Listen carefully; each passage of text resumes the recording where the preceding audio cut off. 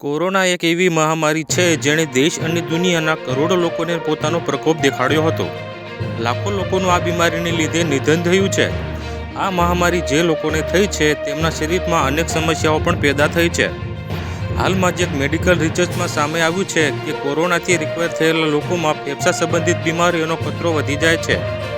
Christian medical college દ્વારા પ્રકાશિત એક અધ્યયનમાં જાણવા મળ્યું હતું કોચેનાથી બહાર આવનારા ભારતીયોના લંગ્સની કાર્યક્ષમતા ઘટી છે અને મહિનાઓ સુધી દર્દીઓને લંગ્સની પ્રોબ્લેમ લાંબા સમય સુધી રહી હતી.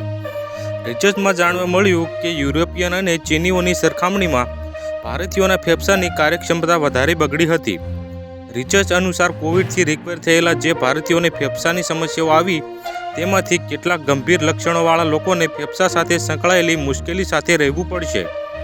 જો અમારા વિડીયો તમને પસંદ આવતા હોય તો લાઈક કરો, શેર કરો અને સબસ્ક્રાઈબ કરવાનું ભૂલતા નહીં.